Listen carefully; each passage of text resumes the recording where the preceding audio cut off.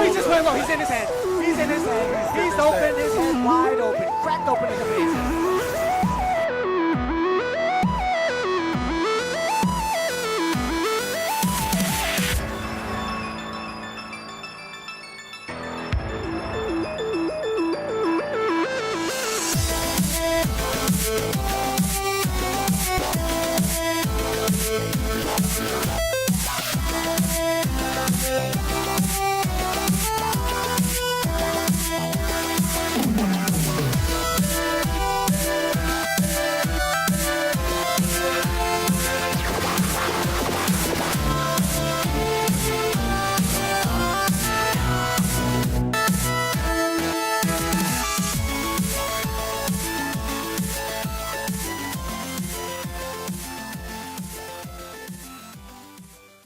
Hey, what's going on guys? Mario Man 2100 back again with another countdown list. Well, it's that time of year again where we reflect on the year gone past and also look to the future.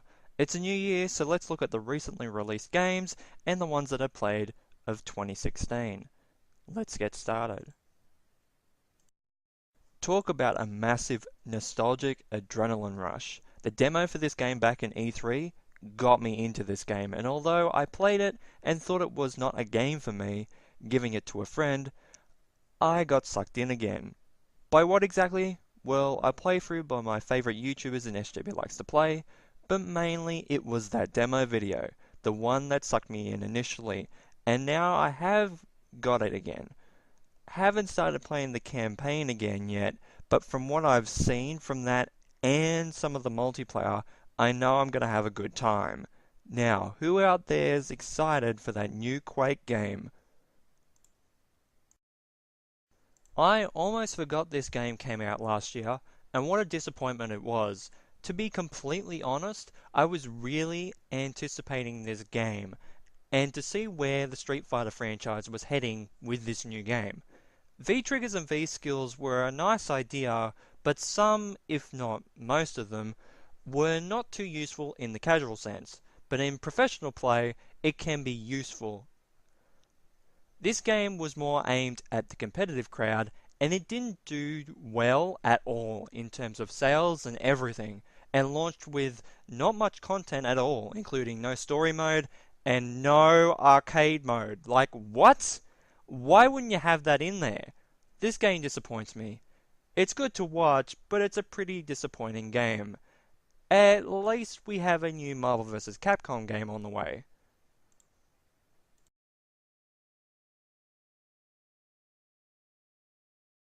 This game here was my first Star Fox game, and it was a good experience and first dive into the Star Fox universe. Even though it took some time to get used to them, I thought the controls were okay and kind of intuitive.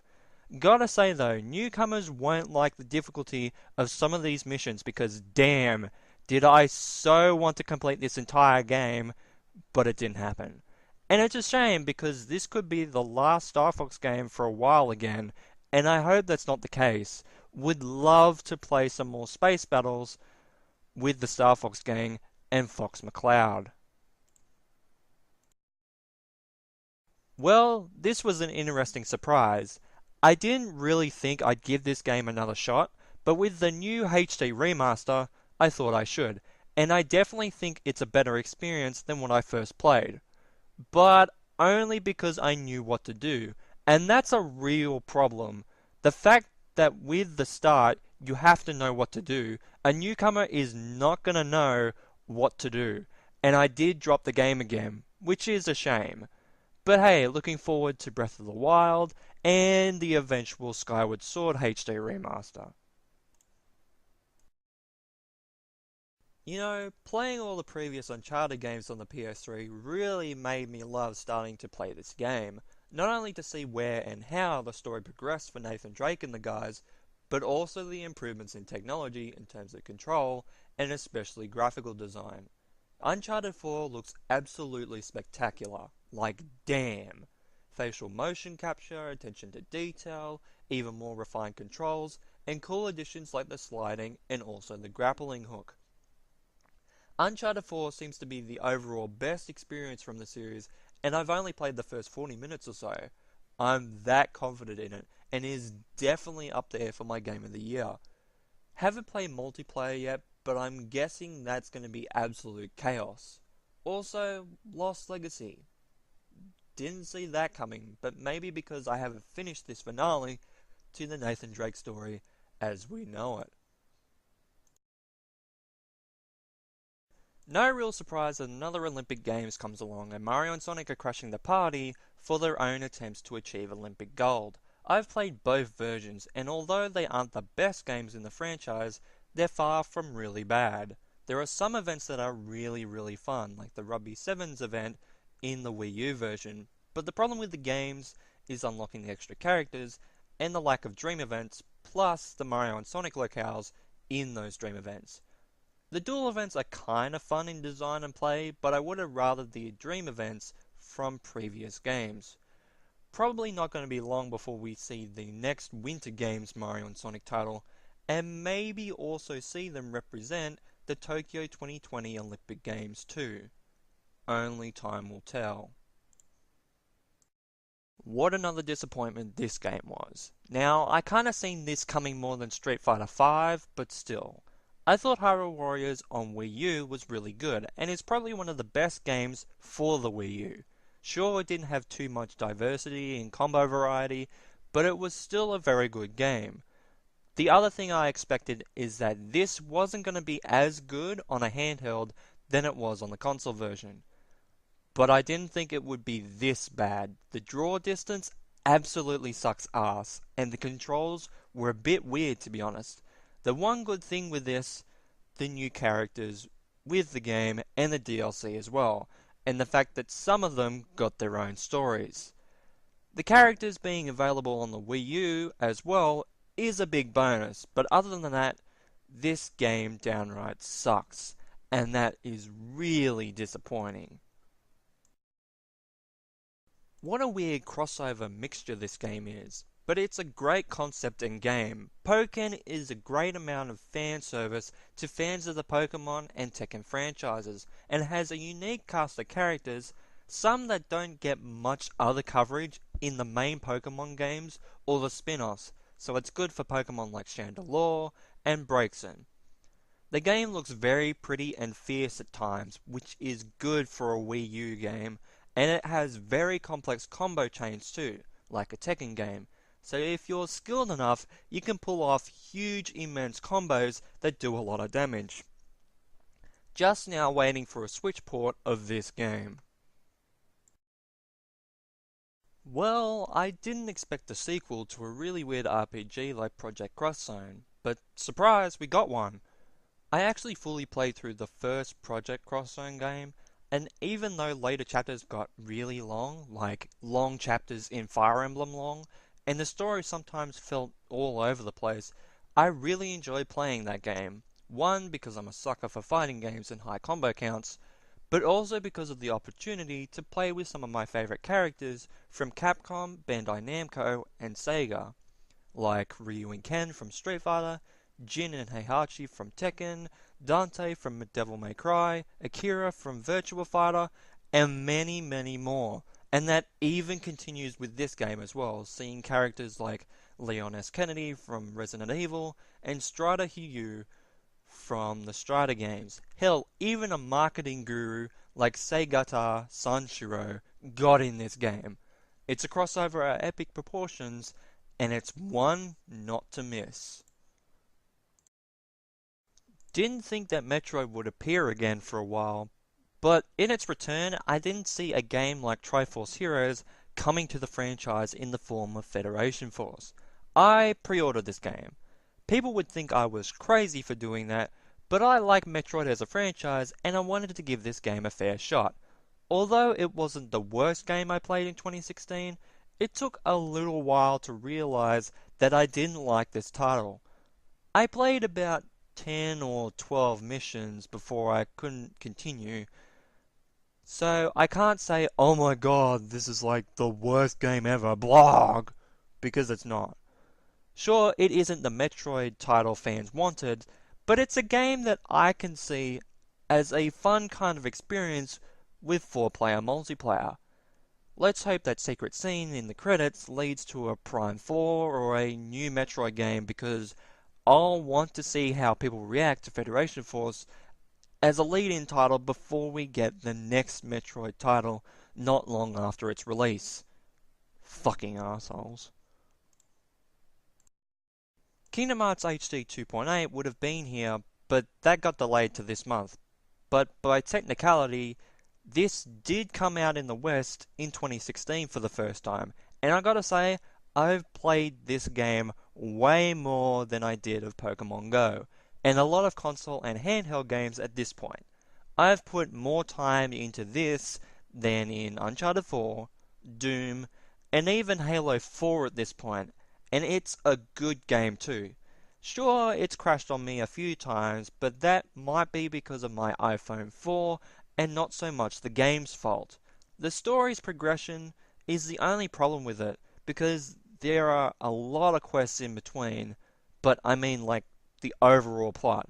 The plots inside each world are abundant, and that's good. So, not long to wait for 2.8, and then waiting for 1.5 and 2.5 again. Kingdom Hearts 3! What a surprise this game was, learning that another Sonic Boom game was getting made, and the fact it was the only Sonic game coming out during his 25th anniversary. Now, I played a little of Shattered Crystal, the previous game that came out on the 3DS, even though they aren't really connected plot-wise, and to see that this game doesn't change the controls but improves on level design and other things like that, shows that this seems like a better game than the other two Sonic Boom games, but probably still far from a really good Sonic game. Do I even need to mention Sonic Mania at this point? Yes, well, we're all looking forward to it coming soon. You know, I originally wasn't going to pick up this game. I actually pre-ordered it the day before release, so I had to wait a couple of days extra for my copy. But so far, it's been a pretty good experience in both playing it and seeing Game Explain's live stream of it. The art style made me think this game was going to be all kiddie and such, but not really, and the mechanics in it are actually pretty strategic in design and in gameplay, so that's great, especially for an RPG. Plus, I'm intrigued by the story too, so that's an extra bonus. We'll see where this journey takes me. I'm guessing through the world of Final Fantasy. Huh? Get it? I'll show myself out. Who in Nintendo came up with this idea? Because it was genius, not so much on the shipping amounts, but you know what I mean. But making a unit like the NES, packing it with some of the best games from the system, and also adding suspend and saving capabilities, it is an overall great product, and any newcomer to an NES, like myself since I never had an NES game console, can pick this up and play it easily. There are a few weird things with it, like no Castlevania 3, but having 1 and 2. Fucking Konami. But overall, it was a nice trip down memory lane for many, and a very great surprise hit product. Now down to contenders of my favourite game in 2016. Let's start with the celebration that went all year round with Pokemon Sun and Moon. God damn, where do I begin? The fact that it feels so fresh, but so familiar at the same time, has surprised me about the 7th generation so far, and I'm still not off the first island of the Alola region yet. Only because I've been keeping myself busy with other games and such. But I'm thankful for that. Only because I might remember these games more than I did X and Y. I played through that game every chance I got, but when I was done, I forgot half of what I had been through, and I was stuck waiting a long time for the next Pokemon game. I didn't want to do that this time. I wanted to give these games a fair shot and remember them, because something like Gen 2 did that for me, and I still haven't finished that game. So why should this one be any different? Gotta say though, definitely the icing on the great cake that was the 20th anniversary of Pokemon. Now, for the last game on the list. Been waiting a long time for this one, haven't we? Not only in this video, but in the long wait for this game to come out. Now, I've heard that the second half of this game, and especially Chapter 13, geez, what is with Square and 13? It's used a bunch, and a lot of times it's not good. But I don't really care about all that, because even after I recorded my first impressions, I kept playing. I played until like 9:30 PM. I didn't even notice the time go by. That's how great and immersed I was in this whole experience, and the banter between friends was a nice addition to the game experience and overall world of Final Fantasy 15. The combat felt really crisp, and warping also felt improved quite a bit. Damn, even ability trees are in this game. Ability trees in a Final Fantasy game. What are the chances of that? Overall, this game provided me a great first experience, and like Pokemon Sun and Moon, I can't wait to dive back in.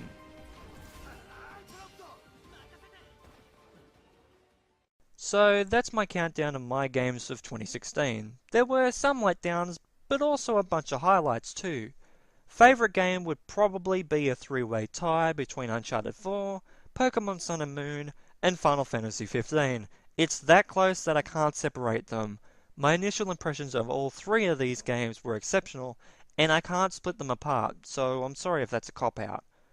Worst game though, probably Hyrule Warriors Legends. I know that game wasn't going to perform as well as the original game, but the fact it fails pretty badly, and even though that on normal 3DS, the frame rate is cut down so much, and even on new 3DS, it still is bad, and really a huge disappointment. Street Fighter V is a close second, but still. So, thanks guys so much for watching this countdown list. You guys have a great day or night, and of course, take care.